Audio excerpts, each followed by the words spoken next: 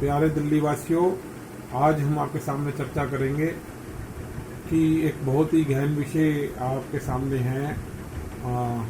सबसे पहले हम आदरणीय सर्वोच्च न्यायालय, आदरणीय उच्च न्यायालय, district session court, session courts, MM courts, public prosecutors, कानूनी अधिवक्ता, solicitor general, attorney general, protection officer और सभी दिल्ली वासियों को और पुलिस अधिकारियों को शत शत नमन। आज हम आपके सामने ये बात साझा करेंगे कि जब कोई भी कॉग्निजल ऑफेंस होता है तो ये पुलिस की ड्यूटी बनती है कि सबसे पहले वो उसके अंदर 154 सीआरपीसी से कंसर्न एसएचओ जो है उसमें एफआईआर दर्ज करेगा और दर्ज करके उसकी एक कॉपी कंप्लेनेंट को देगा।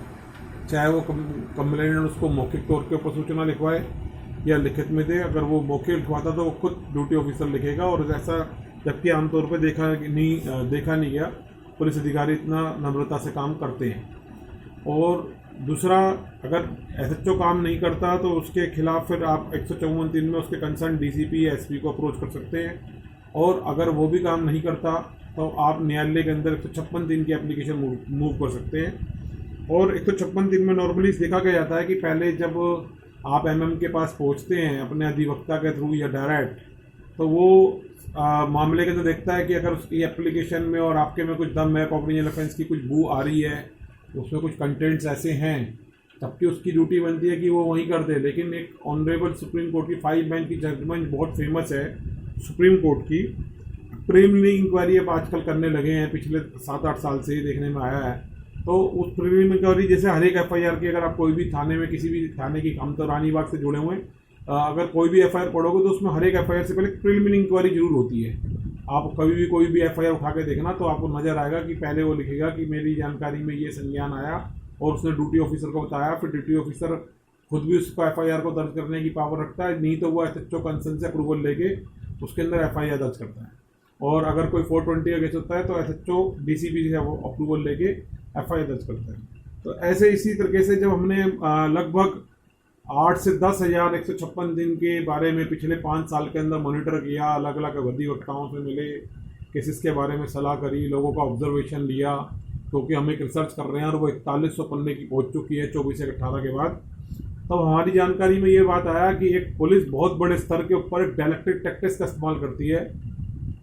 हाई प्रोफाइल आदमी को या अगर अपराध करने वाला पुलिसकर्मी है तो उसको बचाने के लिए केस को डिले करते हैं, न्यायालय का टाइम बर्बाद करते हैं। जब 5 करोड़ केस लंबित है भारत देश में, तो मुख्य कारण क्या है कि पुलिस एक बार के अंदर प्रॉपर रिपोर्ट फाइल नहीं करती। एक पिटीशन जब भी 156 की आप फाइल करते हैं तो उसके बाद कंप्लेंट की कॉपी, 154 की कॉपी और संबंधित एविडेंस और अपनी एक पिटीशन बना के हम देते हैं, जिससे कॉग्निजल ऑफेंस रिवील होना चाहिए। ये मेन बात होती है। अब पुलिस क्या करती है कि जब वो उसके पास ही जाता है तो न्यायालय के अंदर भी काम बहुत होता है, तो न्यायालय कभी कोई न्यायालय 1 महीने की डेट दो, कोई 3 महीने की, 4 महीने की, कोई 6 महीने की, कोई 8 महीने की, कोई 9 महीने की, कोई टाइम फिक्स नहीं है।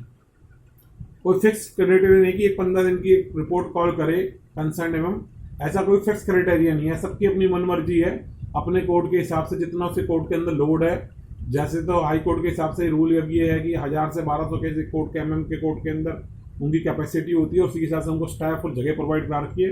लेकिन नॉर्मली देखने में आया 3,500, 4,500, 5,000, 6,000 तक केस एक एमएम की कोर्ट में, और वो इस वर्कलोड की वजह से डेटे अपने हिसाब से लगाता है। और उसके बाद 12:30 बजे के मिसलिनियस मैटर होते हैं, ट्रायल करना होता है, ऐसे बहुत सारी चीज़ें होती हैं। और बहुत सारे मजिस्ट्रेट जो हैं सुबह 4 बजे 5 बजे उठ के काम करते हैं, और फिर उनको 10 बजे न्यायालय के अंदर ही बैठना होता है। तो मेरे को लगता है कि अपनी दिनचर्या से करके वो 1.5-2 घंटे का सुबह समय जरूर निकालते हैं। बहुत सारे मजिस्ट्रेट, सेशन कोर्ट ऐसा करती हैं। इस टाइम सबसे बड़ा उदाहरण honourable chief justice of India U U Lalit ji का है, कि जिसका सामने आज पूरा विश्व देख रहा है कि किस तरीके से जुडिशरी में क्रांति को उन्होंने रूप जन्म दिया है। बहुत फास्ट तरीके से डिस्पोजल उनका टाइम में होना शुरू हुआ है। और मैं ये साथियों बताना चाहता हूँ कि इस तरह का मानसिकता जो है असरदार जरूर है, लेकिन 156 के अंदर कहीं इसका वॉल्यूशन हो रहा है। कंटेंट होता है हर 156 में ऑनरेबल सुप्रीम कोर्ट की जजमेंट का, खास तौर से जबकि पुलिस अधिकारियों के पास लीगल सेल होती है, उनका जीवन इसी काम में निकल जाता है, और एसएचओ का रिक्रूटमेंट करने का एक लंबा पीरियड उसका टाइम होता है। उसको पता है कि जजमेंट का क्या मतलब है, क्योंकि हर एक थाने के अंदर, हर थाने में 1500 156 दिन लंबित होती है, 5 नंबर रजिस्टर में की सारी एंट्री होती है, रीडर को पता होता है, सब कुछ पता है। फिर भी वो जानबूझ के जो है कोर्ट का, न्यायालय का टाइम बर्बाद करता है, सुप्रीम कोर्ट की जजमेंट का कंटेम्प्ट करता है। और कोई भी मजिस्ट्रेट इस कंटेम्प्ट की एप्लीकेशन फॉरवर्ड नहीं करता हाई कोर्ट को, उस पुलिस अधिकारी के, थाने के, डीसीपी के खिलाफ, एसपी के खिलाफ कंटेम्प्ट लगाई जाए। वो लोग बार बार आके वैगू रिप्लाई देते हैं कि भाई हमें एक्सक्यूज मांगते हैं, मिसलीडिंग रिपोर्ट देते हैं, बहुत सारी बार ऐसा करते हैं, टाइम मांग लेते हैं, एक्सक्यूज मांग लेते हैं बजाय रिपोर्ट फाइल करने के। जबकि हर थाने के अंदर एक नायक कोर्ट, एक पैरवी ऑफिसर कोर्ट के अंदर होता है, वो रिपोर्ट भी भेज सकते हैं। और आजकल तो टेक्निकल का जमाना है, व्हाट्सएप भी रीडर करने लगे हैं ये लोग पुलिस वाले, और अगर व्हाट्सएप भी कर देते तो काम हो सकता है, लेकिन उनको बस एक टाइम होता है कि कोर्ट का फ़ायदा उठाना और कोर्ट को गुमराह करना और पब्लिक का और अधिवक्ता का टाइम वेस्ट करना। प्राइवेट एडवोकेट ने मान लो किसी ने 5,000 लिए, किसी ने 2,000 लिए, 10,000 लिए, 20,000 लिए, 156 दिन की अगर 5 साल चलेगी तो क्या कमाएगा, क्या खाएगा, क्या केजरीवाल जी को बिजली का बिल देगा, एयर कंडीशनिंग का बिल देगा, गाड़ी की किस्तें देगा, घर का किराए का, मकान का देगा। 70% एडवोकेट ऐसे हैं जो दिल्ली के बाहर एनसीआर के एरिया से आके काम कर रहे हैं प्रैक्टिस। ये समझने वाली बात है कि क्या पैसे और कैसे वो अपना गुजर बसर करेगा, कैसे अपने बच्चों को पढ़ाएगा लिखाएगा। तो ये एक हालत आज बहुत दयनीय स्थिति के अंदर अधिवक्ताओं को पहुंचा दी है पुलिस वालों ने। इसकी तरफ मैं चाहूँगा कि गृह मंत्रालय, दिल्ली पुलिस कमिश्नर साहब, honourable supreme court, chief justice of India, ये सब इस संज्ञान ले सकते हैं सुमोटो पर। इस पर कोई डायरेक्शन पास करें कि कोई भी फर्स्ट ATR मात्र 15 दिन के अंदर पॉजिटिवली फाइल होनी चाहिए, फाइनल स्टेटस रिपोर्ट, और न्यायालय का फिर उसके बाद ऑब्जर्वेशन हो 3 महीने के अंदर मैक्सिमम डिसाइड हो सके। क्योंकि CDR GPS की जो सबूत होते हैं वो खत्म हो जाते हैं, CCTV की फुटेज होती है वो खत्म हो जाती है। कोई भी विटनेस को एग्जामिन करना होता है, उसका नाम लिखा है तो 1 दिन के अंदर होना चाहिए। क्योंकि होता क्या है कि पुलिस को सफिशिएंट टाइम मिलता है। अगर आज एक रेडी पटरी वाला फ्रूट वेंडर है, पुलिस वाले उसके पास जाएंगे, 283 की FIR दर्ज करेंगे, धमकी देंगे, तेरा ठैया उजाड़ देंगे, तेरा ये कर देंगे, वो कर देंगे, डरा धमका के बयान झूठे करवाते हैं। इतना सब कुछ एकदम बिल्कुल ओपन क्राइम है ये, और कोई पुलिस को डर नहीं होता क्योंकि उसको पता ही है कि वो सब कुछ चीज़ों को कंट्रोल कर लेता है, मैनेज कर लेता है हर चीज़ को। ये भी एक अपराध है। तो इसकी तरफ देखना चाहिए सरकार को कि अगर इसके ये होती है, अगर इसकी इन्वेस्टिगेशन इंक्वायरी के अंदर कि पुलिस अगर दबाव डाल के गवाहों को प्रभावित करती है, प्रभावित कर सकती है, उसको झूठे बयान बोलने मजबूर कर सकती है सालों साल, क्योंकि वो उसको अपने रोजी रोटी चलानी है, ठैया चलाना है, या उसको होटल चलाना है, ढाबा रेस्टोरेंट चलाना है, मकान बनाना है, दुकान चलानी है। और अगर दिल्ली पुलिस के नियमों के खिलाफ, अगर किसी और नियमों के खिलाफ है तो उसको झूठी गवाही देनी पड़ती है, और वो कभी ये कबूल भी नहीं करता, जो कि झूठी गवाही देना भी 3 साल 7 साल की सजा है उसके ऊपर। लेकिन ऐसा हो रहा है न्यायालयों के अंदर, और कोर्ट कुछ भी नहीं कर पा रही। तो मैं आज इस शब्दावली के माध्यम से लास्ट में सार बताता हूँ।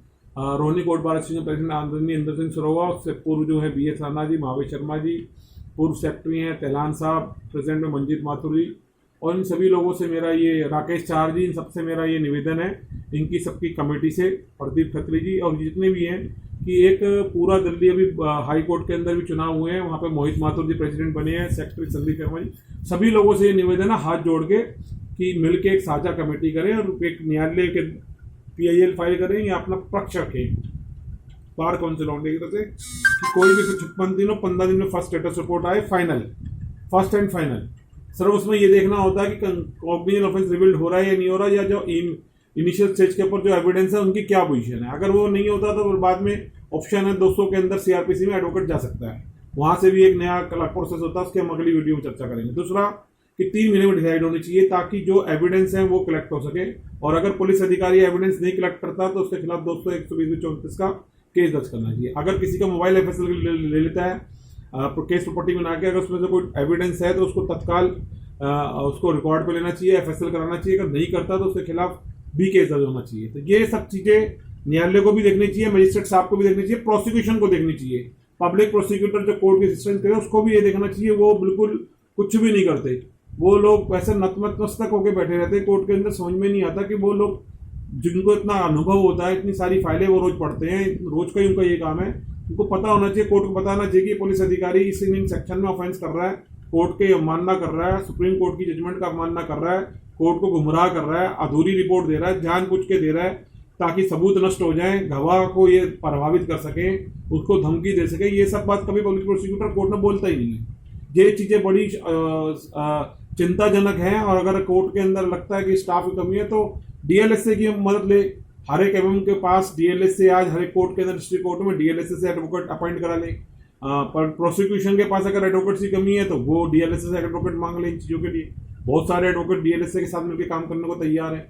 इसकी वजह से जनता के मन में ये छवि नहीं खराब होनी चाहिए कि न्यायालय से उनको इंसाफ नहीं मिल रहा है, यहाँ गिनती के लोग इंसाफ ले पाएंगे। ये छवि अब मैं समझता हूँ कि समय आ गया है।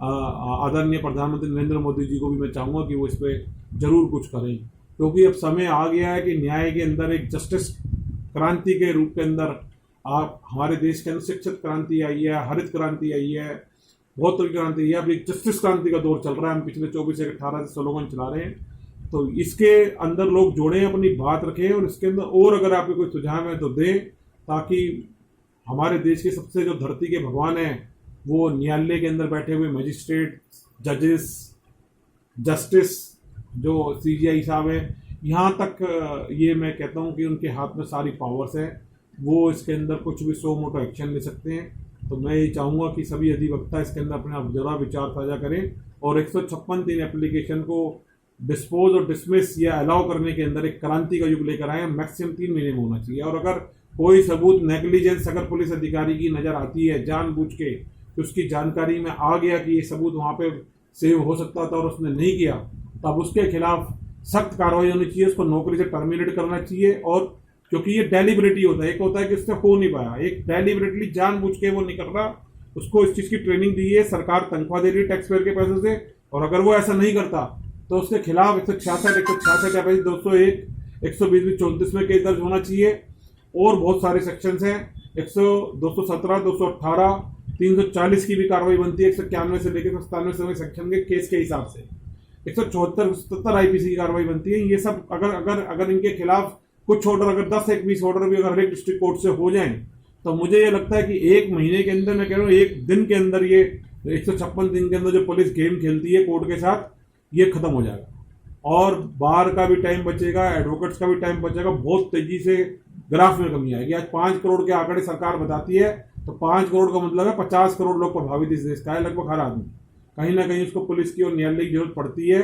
और आज भी वे लोग लास्ट ऑप्शन पे विकल्प पे जाते हैं, ये बहुत जल्दी हो सकता है। मैं लास्ट फिर ये कहूँगा 156 दिन की प्रोसीडिंग के अंदर मैक्सिमम 3 महीने में डिस्पोज होनी चाहिए या 200 में कन्वर्ट होनी चाहिए। ये एक मैं चाहूँगा कि आ सके अगर कानून, तो बहुत बढ़िया हो जाएगा, क्योंकि हर आदमी के लिए बड़ा मुश्किल होता है आर्थिक स्तर के ऊपर कि वो उस केस को लेके रिवीजन के लिए सेशन कोर्ट में जाए या ऑनरेबल हाई कोर्ट जाए, जहाँ ऑलरेडी पेंडेंसी बहुत है, और वहाँ मेंटेनेंस रेट में 226, 227 आर्टिकल में जा सकता है। लेकिन इन सब में बहुत पैसा लग जाता है, बहुत टाइम खराब होता है, और सिर्फ कमी एक IO की रहती है, अगर वो टाइम पे रिपोर्ट दे दे तो MM कोर्ट का टाइम बचे, सेशन कोर्ट का टाइम बचे, हाई कोर्ट का टाइम बचे, अधिवक्ताओं का टाइम बचे, विक्टिम का, पीड़ित का इंसाफ बचे और समय पे इंसाफ डिलीवर हो सके। तो यही आज इस शब्दावली का सार है।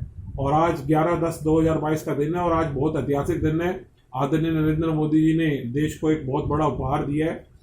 प्रभु शिव शंकर भगवान के आज आराधना जिस तरह से उन्होंने, आज सबको पता ही है कि दिन कितना विशेष है।